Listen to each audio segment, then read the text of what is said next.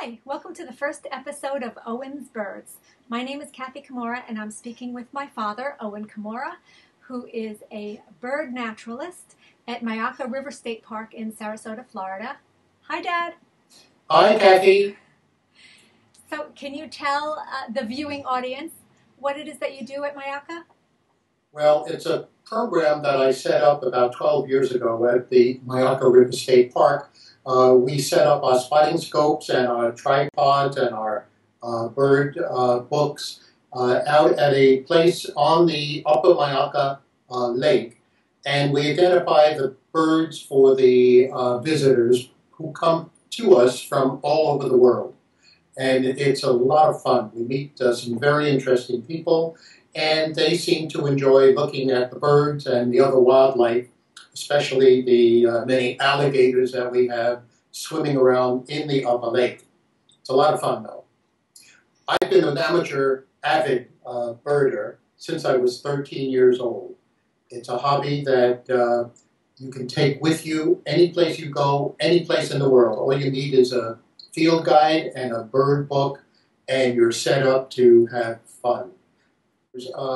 We have a lot of birders in the United States. There are approximately 54 million Americans who are bird watchers or birders of some degree or another.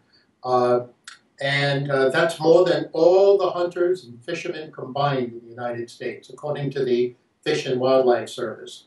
It's the fastest growing outdoor activity in the United States.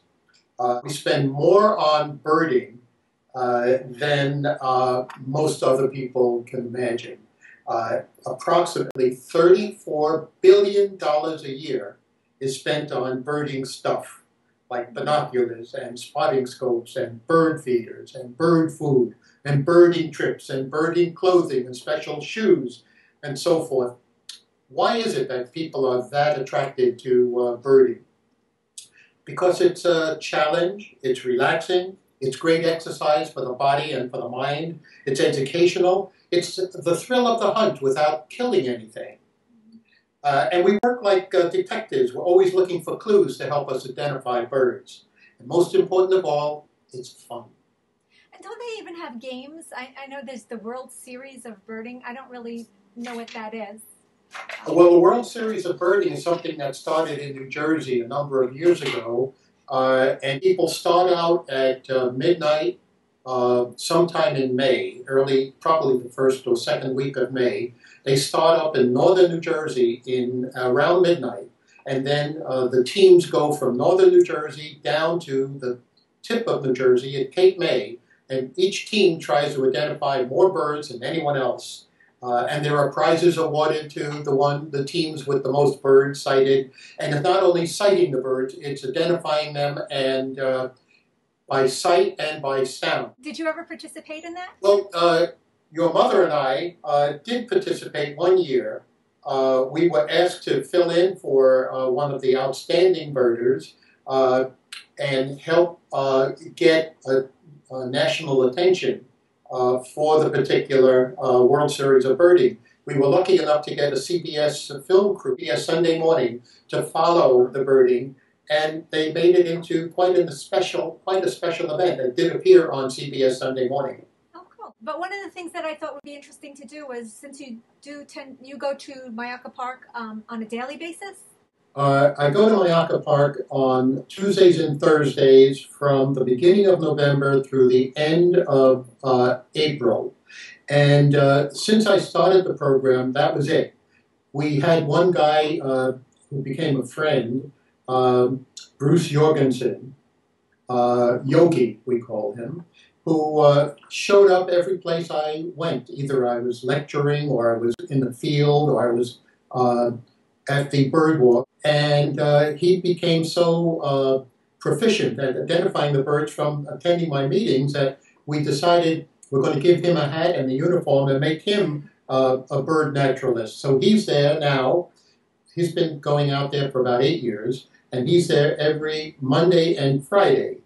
Then we had some other people who were interested. And we kept adding more and more people, and now we've got somebody there every day of the week from 9 to 1, that's great. identifying birds right through November through April. So for half a year, at the height of the tourist season, we have somebody there. Each of us brings her own spotting scope and then tries to identify as many birds as possible, as well as those alligators I mentioned earlier. I thought it might be fun to use this as kind of a blog where you could come on.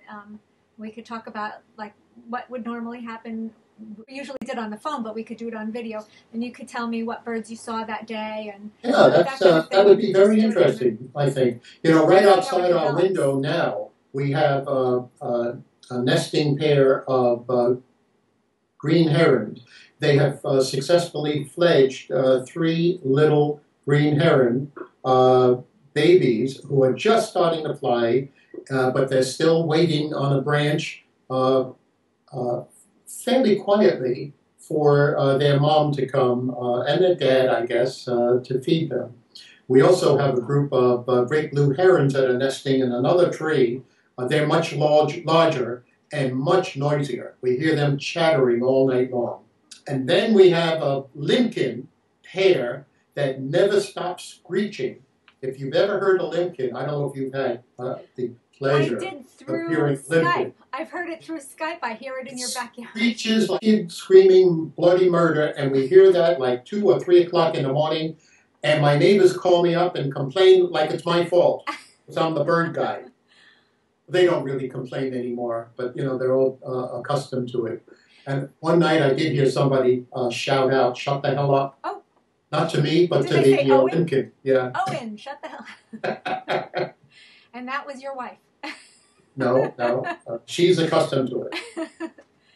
And So we have a sound machine that we turn on at night that kind of blocks out most other outside noises, but not the limpkin. Here's what a green heron looks like. I photographed that. That's a green heron. Can you see it? Cool. Yeah, that's so different. Blue herons. Yeah, it's much smaller. That's a green heron. Sometimes you see him with his neck stretched out like that, and sometimes he's scrunched down and he looks about half the size. The body really blends in with the rest of the tree. Yeah. Then not too long ago, I had an osprey in the backyard come with a fish. I could identify the osprey, but I couldn't identify the fish.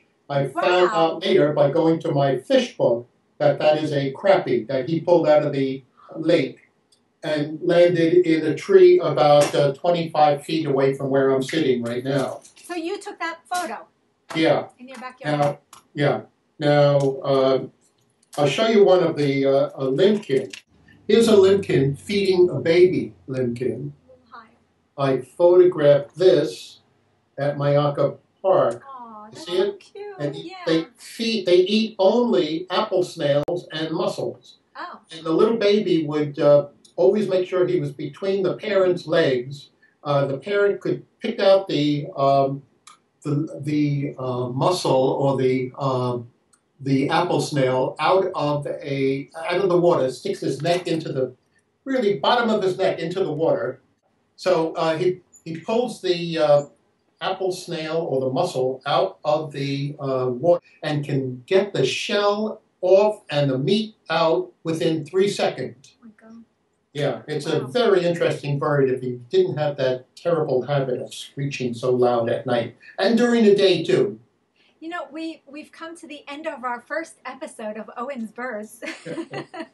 Well, there's so much more to tell. Yeah, and in the future, I would like to be able to tell people what I think would be their best bet in buying binoculars and some of the best field guides that they can do. So why don't we talk about those the next time we get together? Okay, and in the meantime, if anybody wants to contact you, your email address is? Owen Comora, OCOMORA @AOL.com. Okay. Thank you, Owen. You're very welcome, Cathy. And thanks for watching. watching. It's a pleasure.